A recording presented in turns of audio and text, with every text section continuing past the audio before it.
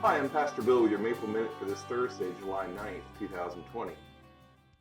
The other day we started talking about true friendships, and we noted the special friendship between Jonathan and David, but maybe I got ahead of myself because I wanted to explain why it was such a special friendship. And so often we just give all the credit to David because he was that man after God's own heart, but really I want to focus in on the guy who developed that friendship and made David that person. It was a guy named Jonathan. Jonathan was the person who developed David into being the man after God's own heart through his friendship with him. He made him better. You know, though, Jonathan's story is an amazing story when you get down to it, and we referred a little bit to it because we noted that his dad, Saul, was trying to kill David. And I would start off by just saying this. If we understand this principle, the essential basis of friendship is not who we know, but who we are. I think that's what made Jonathan such a special guy. But that's just the problem. See, we're not really sure sometimes who we are. Or actually, we're afraid that others will not like who we really are. We are so desperate that for others to like us and accept us that we'll do almost anything to win their approval. And that's what destroys friendships. Sometimes we hope that by meeting the right people, we'll become the person that we want to be. And so we try and influence ourselves by getting to know certain people. This happens a lot of times in the younger school age grades because we try and hang out with certain people that we deem cool or people that have a lot of popularity or can do something for us. You want to look in the life of Jonathan throughout his story, and there's not as much told about him as there is David, but honestly, Jonathan overcame a lot of obstacles in his life to be the man that he was supposed to be. When you think about it, Jonathan had a very troubled background. There are three things that left an indelible mark on the life of Jonathan that really could have caused him a lot of problem, but he overcame these three things and sometimes we think that we can't overcome the problems of our lives. First of all, his home life. Think about this. If you go back and study, and we know about Saul being the poor example of a father. And by the way, let me just say on a side note that fathers are one of the biggest determining factors in families. I know moms do so many things. They love us and they nurture us, but it is proven in psychology that the impact of an absentee father destroys a family and destroys a childhood and has bigger impressions on daughters and sons than the impact of the mother.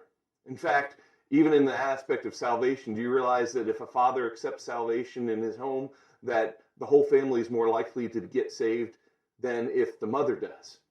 Not that mothers aren't important. That's not the point here. I just am trying to emphasize the fact that fathers, we do have an impact on our children that is deeply needed, and it needs to be in the right way. But nonetheless, in the life of Jonathan, he had a poor father, and his father, he had this home life that wasn't good. In fact, there's one time in the passage, and you can go through the book of 1 Samuel and read through the story of Jonathan, but there's one story in the passage that Saul even criticizes Jonathan and says that he's sort of the son of his mother, and it's a put down on his mom, and so you can see that home life wasn't great. I would say the second thing that really impacted his background or made an indelible mark on his background was the fact of his environment. He grew up in a really rough home where things weren't always good. Saul gets taken over by an evil spirit, and so you can tell there were times that things weren't good. And then I would say number three, his future prospects.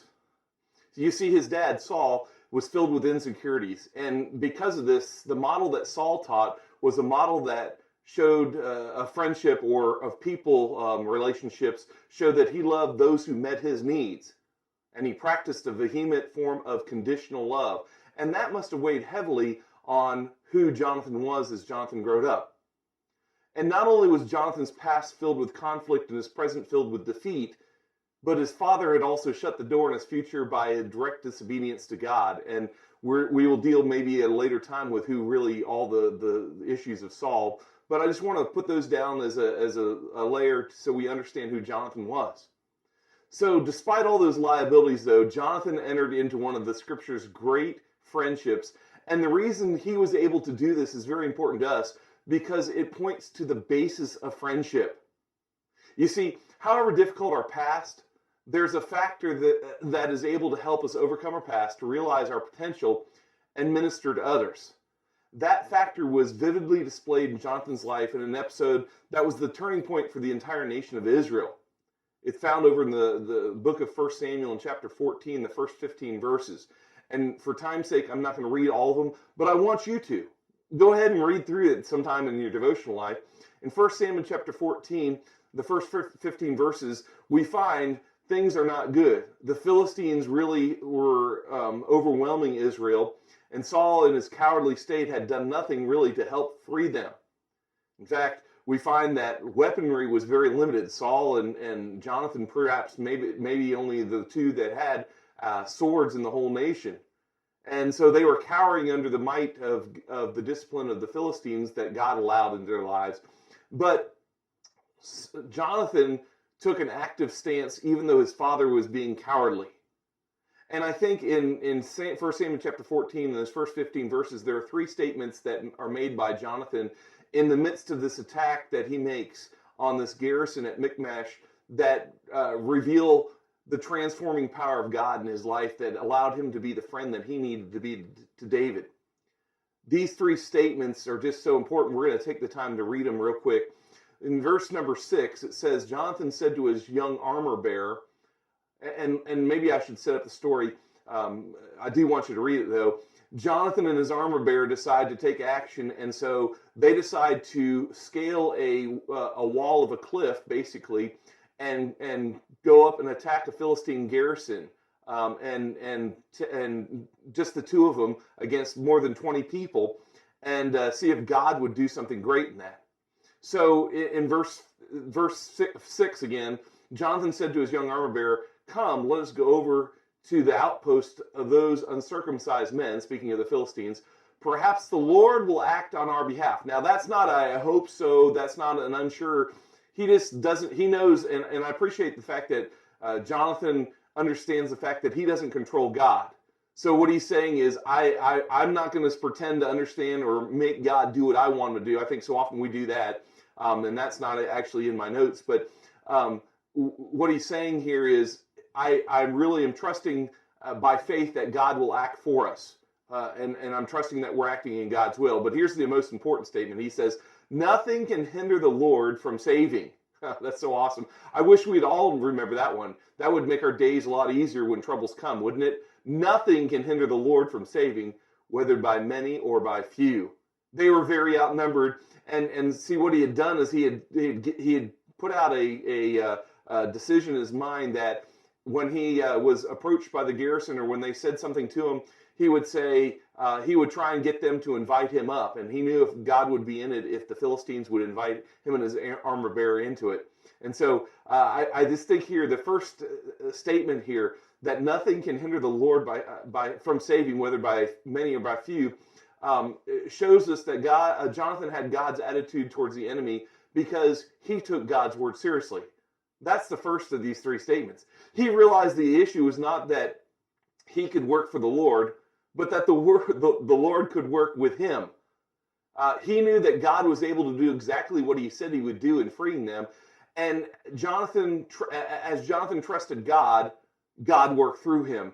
And that's what makes a good friendship, because he knew his reliance was upon God.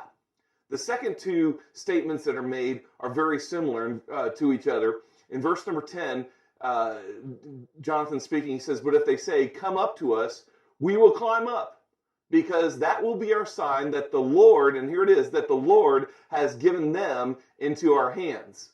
In verse number 12, he says, once again, the story goes on, "The men of the outpost," that is the Philistines, "shouted to Jonathan and his armor bearer, 'Come up to us and we will teach you a lesson.'" And they're bragging to him. So Jonathan told his armor bearer, "Climb up after me. The Lord has given them into the hand of Israel." See, in both of these two verses, the other two statements that Jonathan makes here, he shows that he lived with a strong sense of the Lord's guidance and direction in his life, even though his father didn't. Because remember, his father did whatever he felt like doing.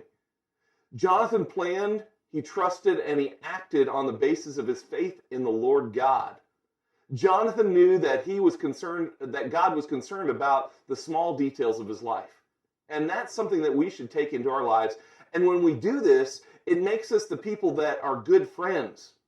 See, when Jonathan acted on the basis of who God is, tremendous things happened in his own life and also in the lives of others.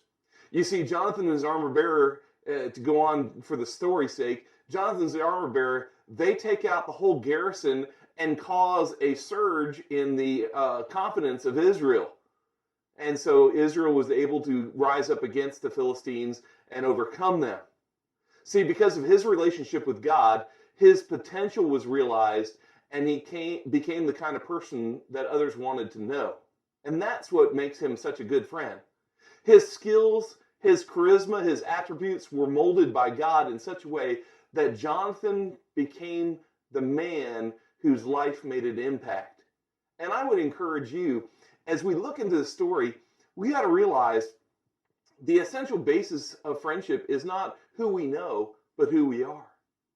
And I think that's one of the things that really hurts us. And so I would just encourage you today, make sure you know who you are in Jesus Christ.